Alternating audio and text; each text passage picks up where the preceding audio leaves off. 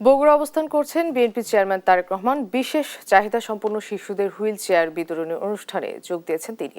এ নিয়ে আরো জানাতে বগুড়া থেকে সরাসরি যুক্ত হচ্ছেন আমাদের সহকর্মী সঞ্জু রায়। সঞ্জু, বিএনপি চেয়ারম্যান তারেক রহমানের কর্মসূচি সম্পর্কে আমাদেরকে জানান। আপনারা জানেন যে বিএনপি চেয়ারম্যান তারেক রহমান কিন্তু বগুড়ায় অবস্থান করছেন। তার পিতৃভূমিতে গতকাল তিনি জনসমাবেশে বক্তব্য রেখেছেন। আজ কিন্তু শহরের হোটেল নাজ গার্ডেনে তিনি বিশেষ চাহিদা সম্পন্ন শিশু কিশোরদের মাঝে ডক্টর জুবাইদুর রহমানের পক্ষ থেকে কিন্তু হুইল চেয়ার বিতরণ করছেন। শুধু তাই নয়, এখানে কিন্তু তিনি শিশু কিশোরদের সাথে মত বিনিময় করছেন।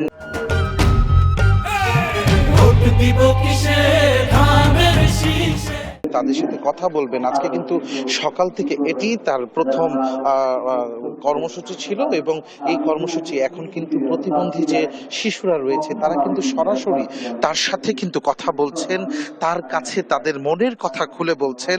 শিশু কিশোরদের সাথে এই যে সুন্দর সময় কাটানোর যে প্রচেষ্টা, এটি কিন্তু জনাব তারেক রহমান এবং ডাক্তার জুবাইদুর রহমান তারা কিন্তু আজকে এই হোটেল নাজ গার্ডেনে এই প্রোগ্রামটির আয়োজন করেছে।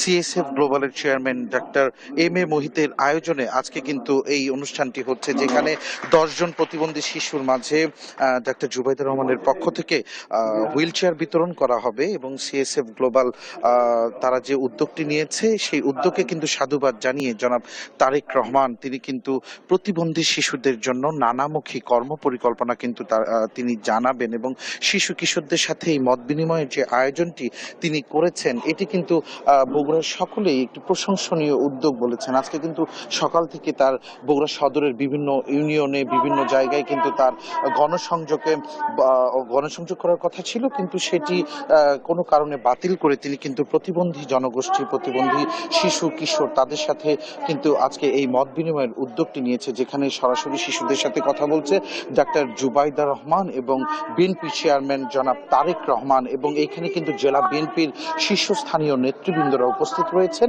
এর পাশাপাশি জেলা উপজেলার শীর্ষস্থানীয় যারা নেতৃবৃন্দ তারা কিন্তু আজকে এখানে উপস্থিত রয়েছেন। আপনারা দেখছেন যে শিশু কিশোররা কিন্তু সরাসরি তাদের মনের কথা বিএনপির চেয়ারম্যান তারেক রহমানকে জানাচ্ছে।